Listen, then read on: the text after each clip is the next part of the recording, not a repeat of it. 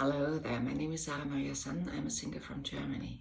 And I come over in February 25 to sing the wonderful cycle Pierrot Lunaire by Arnold Schoenberg in a tour with the ensemble Camerata Pacifica. I sang this cycle many times and I thought I could share some of my thoughts and my interpretation with you. First of all, Arnold Schoenberg set into music 21 poems, and these poems were originally written by a Belgian poet named Albert Giraud. He finished the cycle in 1884, I think. But then Erich Otto von Hartleben, a German poet, he translated them into German. He needed 6 years for his translations. He deepened the metaphors. He cut out all the unnecessary stuff. He used a lot more sensuality in his language, all the alliterations that we find in the poems, the openness of the metaphor, so that there is much more room and space for your personal interpretation of them. He widened it. What was quite fashionable in the 1900s was the theme of Eros versus Thanatos, the life-driving forces versus the death-driving forces. Originally, the term of death drive was brought up by the psychoanalyst Sabina Spielrein. In 1912, she published a paper. And Spielrein was a former student and later the partner of Jung, and she also knew Sigmund Freud. And Freud liked the term very much and nailed it down in 1920 when he published his book Beyond the Pleasure Principle, which is in use until nowadays. Schoenberg separated his poems and songs in 3x7, in 3 parts. And the first part is clearly turning around the theme of Eros, so the life-bringing forces, sexuality. As an example, I want to start with the second song, which is called Colombine. Colombine is the female counterpart of Pierrot in the Commedia dell'arte. And the poem goes, des Mondlichts bleiche Blüten, die weißen Wunderrosen blühen in den Julinächten, oh, bräch ich eine nur. Gestillt wär all mein Sehnen, dürft ich so märchenheimlich, so selig leis entblättern auf deine braunen Haare des Mondlichts bleiche Blüten. So you have all these alliterations around with B, soft consonants. The moon is used as a metaphor for the sexual organ of presumably a female, because we're talking about Colombine. The light of the moon is like a wonderful rose, like a miraculous blossom. And at least since the Romantic period, we know that blossom or picking a flower is used as a symbol for taking the virginity of somebody or for having sex with somebody. So there's the resemblance with the female sexual organ, etc., etc. Yeah, and then you have the hint for the pubic hair. So, dürft ich so selig leise entblättern auf deine braunen Haare des Mondlichts bleiche Blüten. So the brown hair is something that Erich Otto von Hartleben found as a translation for a word in French, which is just the meaning of fur. Also, fur is used as a metaphor for pubic hair very often in literature. So, but brown hair, I think, is a very clear hint to the sexual organ again. Why? Because think of, for instance, Wedekind in Die Büchse der Pandora. We have a whole dialogue of 2 men talking about Lulu and that her head hair, her scalp is blonde, but her pubic hair is dark. And so this doesn't only appear in Wedekind, but also with other authors.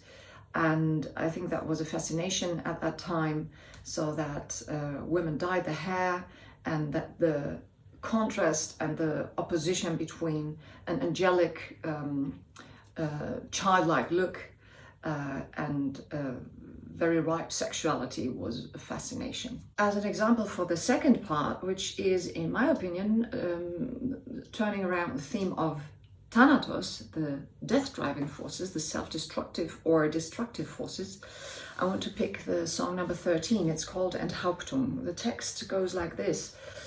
Der Mond, ein blankes Türkenschwert auf einem schwarzen Seidenkissen, gespenstisch groß, dreut er hinab durch Schmerzens dunkle Nacht.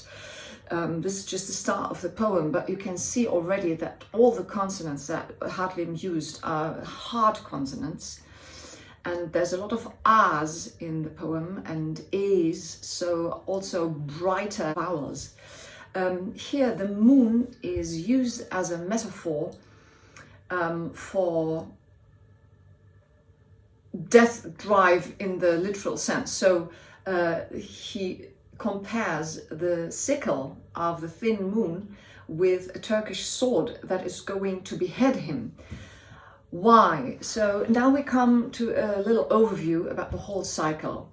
So as Adrian Spence explained in another video for our tour, so Weill is that Pierrot was used as a characterization of the artist himself by Schoenberg and by Hartleben. So Schoenberg used it as an alter ego. I think all the metaphors that Hartleben brought up here are open enough so that you can interpret them even in a bigger sense, in a sociological sense, or even in a political sense. So it's not only about an artist, it's about any person that doesn't fit into the norms of society and has an estranged feeling towards his surrounding. May it be because of an artistical idea or of a scientific idea, the quest you have to fight in your life. That is what this song cycle is about, and that's why it is so big enough that it still has value for us today.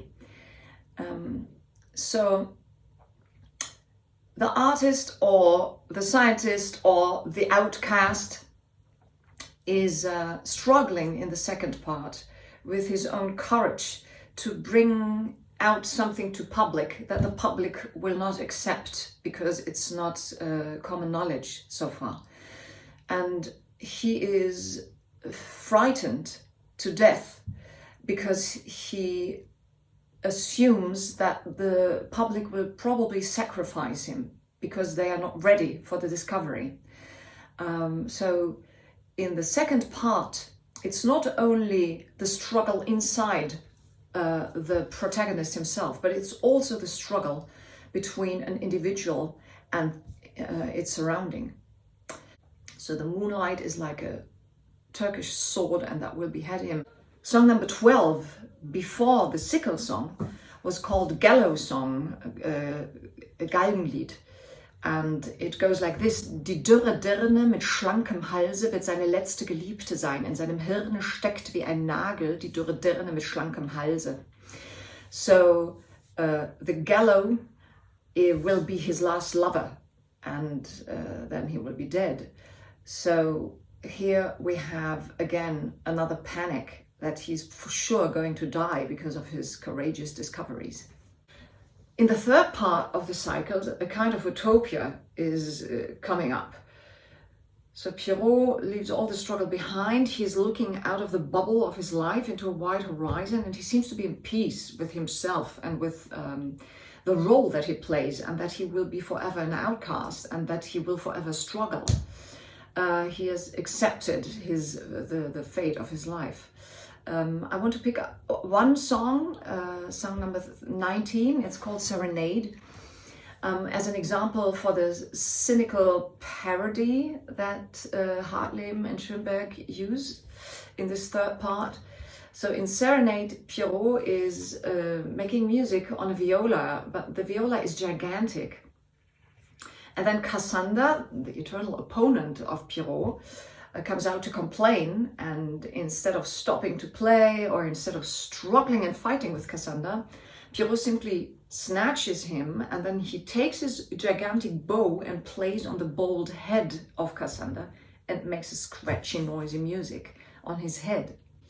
What is really funny and nice in Schoenberg's music setting is that the gigantic viola that Hartleben describes is put into a cello part. So it's a duo between voice and cello mainly. And the cello part is extremely hard to play. I always imagine the cellist playing his cello, you know, like a huge viola, which is impossible, of course. That's also a kind of utopia. And the cello part is hellish hard to play. So there's a lot of jumps, and you have to hit certain pitches after a huge glissandi, etc. It's a hell of a part, but it's also much fun to listen to. So this was just 3 examples from 21 songs. I could talk a lot more about those 3, and even more, of course, about all the other 18 songs. Well, that's just too much for one video. My hope is that I could make you a bit curious to dive into the poetry yourselves and into the extraordinary musical setting. There's so much struggle we're facing. So I hope that when we find a moment to sit together in one room and experience this song cycle together, that this can bring us some consolation. Experiencing the struggle of another lonely, solitary soul that is not ourselves can be quite cathartic and can bring consolation. And that's my contribution for all of us. So let's scratch all our hopes together and have good spirits and good hope and courage for a brighter future. Sending my best wishes to all of you. Bye.